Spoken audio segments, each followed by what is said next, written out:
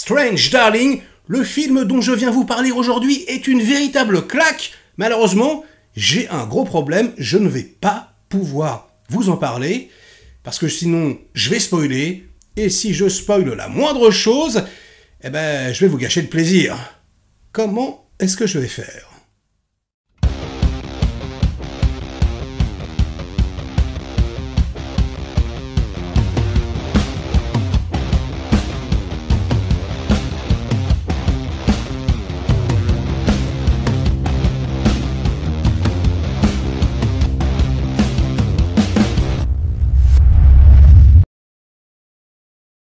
Salut les cinéphages, c'est Merege, et aujourd'hui, avant-première, ça faisait longtemps, pour vous parler d'un film qui fait le buzz aux États-Unis en ce moment. Tout le monde en parle, ça s'appelle Strange Darling, et je suis vraiment dans l'embarras parce que je vais essayer de vous donner envie, mais c'est typiquement le film dont il ne faut rien savoir à l'avance. Rien du tout. Et du coup, même les petits extraits que j'ai choisi de vous montrer ici, tirés de la bande-annonce, je les ai sélectionnés personnellement, j'ai coupé les passages, passages embarrassants qui pourraient spoiler quelque peu l'intrigue. Et ouais, je vais essayer de me dépatouiller, parce que vraiment, là, c'est l'enfer. Moins vous en serez, plus vous prendrez du plaisir en salle lorsqu'il sortira en France. Et j'ai réellement envie que vous preniez une claque autant que moi qui ne savais absolument rien, qui n'avais rien vu. On a vu ça en projection privée, on était une dizaine de spectateurs, et on a tous été atomisés, les enfants. Alors, pour vous donner envie quelque part, c'est un survival, on va dire c'est un film un petit peu de chat et souris, un serial killer qui court après sa proie. A priori, c'est extrêmement simple, voilà, dans ce que ça a à raconter, sauf que c'est dur d'en parler sans spoiler. Ce que je peux vous dire, c'est que c'est chapitré en fait, un peu à la Quentin Tarantino Pulp Fiction, comme ça. Il y a, je crois, 8 chapitres, et on va passer d'un chapitre à l'autre de façon complètement aléatoire. Alors au départ, tu te dis, ouais, bon, encore un gimmick de mise en scène, etc., ça va pas aller bien loin, c'est juste pour, quelque part, dynamiser la mise en scène artificiellement, sauf que pas du tout, sauf qu'en fait, c'est extrêmement pertinent, c'est extrêmement malin, extrêmement intelligent, et que finalement, ce procédé qui sert simplement à vous montrer certains éléments de compréhension avant d'autres, vous permet d'entretenir le suspense, d'entretenir les surprises diverses et variées, etc. Donc c'est vraiment très bien fait. Et on sent que le mec, c'est son deuxième film, il s'appelle J.T. Mollner, il est extrêmement carré. D'ailleurs, il écrit le scénario, donc oui, c'est une sorte de film d'auteur, très petit budget, 4 millions de dollars, petit budget pour les États-Unis, mais tout de même, ça a tout du film indépendant comme ça, qui pourrait se la jouer petit malin, sauf que, waouh, le mec, il a tellement de goût, il a tellement d'idées, il est tellement généreux, il est tellement malin. Mais vraiment, le film vous prend, vous retourne comme une crêpe. Oh, la vache, je suis, mais tout retourné. Je me suis fait atomiser, un véritable choc. Ça faisait longtemps que j'avais pas ressenti quelque chose comme ça, d'aussi puissant.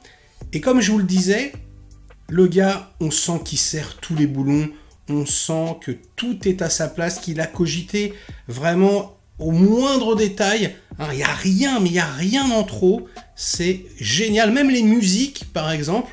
Alors, on a la BO du film, atmosphérique, un peu à la Carpenter, mais un Carpenter un peu horrifique, quelque part. Mélange de Carpenter et Hans Zimmer, là. Boum, des trucs comme ça, qui peuvent être bien sentis. On n'a pas beaucoup.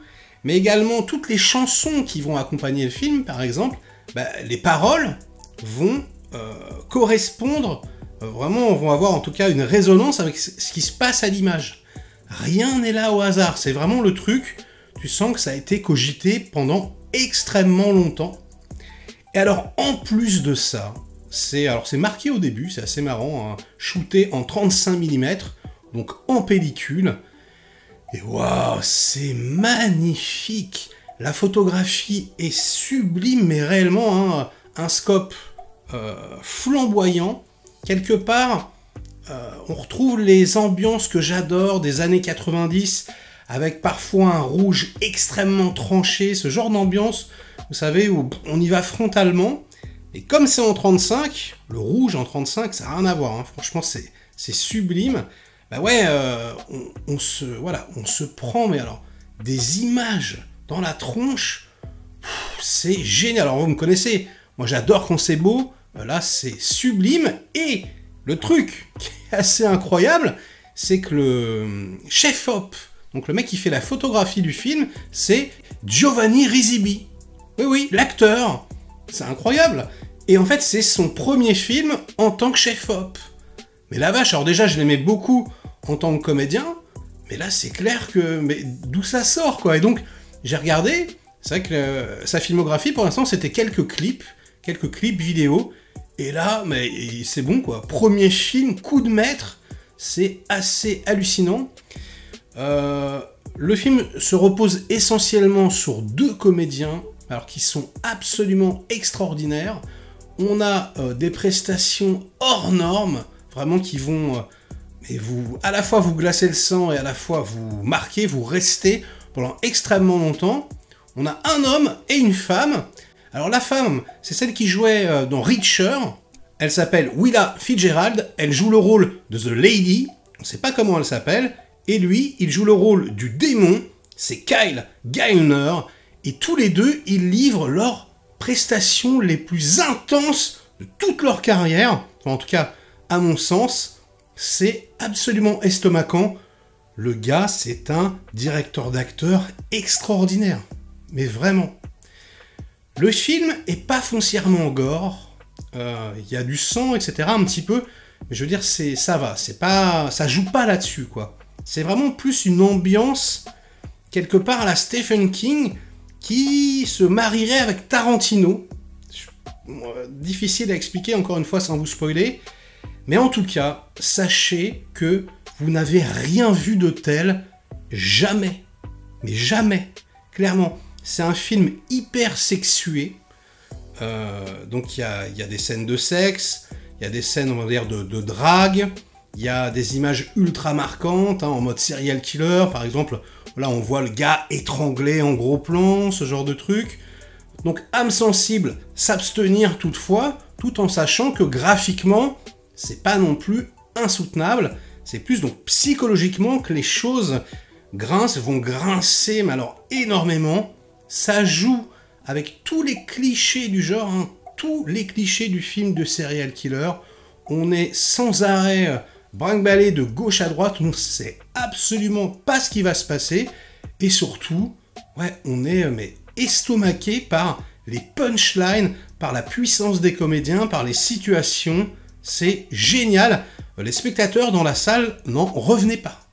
Vraiment, j'entendais des oh, des ah, des non, etc. C'était assez incroyable. Donc écoutez, n'en jetez plus. Jetez-vous dessus, ben vous pouvez pas, parce que le film n'est pas sorti. Mais je voulais juste vous prévenir, ne regardez pas la bande-annonce. Vraiment. Ne lisez pas de synopsis, ne regardez plus même d'autres critiques. Préservez-vous. Juste retenez ce titre, donc Strange Darling. De toute façon, ça va faire le buzz, c'est clair et net quand ça va arriver en France. C'est prévu en salle, hein, donc voilà. Ça sortira, je pense, d'ici quelques semaines, quelques mois. Faites-moi confiance, retenez-le, jetez-vous dessus quand ça sortira. C'est immanquable, un des meilleurs films de l'année, c'est incroyable, une baffe, mais atomique. Et alors, je pense que vraiment, ça va mettre beaucoup de gens d'accord. Parce que c'est vrai que parfois, hein, j'aime des films un petit peu étranges, un petit peu à part. Celui-là, il est étrange, clairement, il est à part aussi. Mais ouais, il va tellement frontalement dans le truc que ouais, vous allez vous faire atomiser en masse, je pense. Donc, ce sera la fin de cette critique. J'espère vraiment qu'elle vous aura donné envie, car le film le mérite. Giovanni Risibi, incroyable, merci beaucoup pour ces images hallucinantes. Et voilà, et toute l'équipe, hein, pour 4 millions, c'est quand même assez dingue. Likez la vidéo si elle vous a plu, diverti un minimum, délikez-la sinon. inondez-moi de commentaires comme d'habitude pour faire marcher le petit robot YouTube. Et nous, on se retrouve très vite pour de prochaines aventures. Ciao!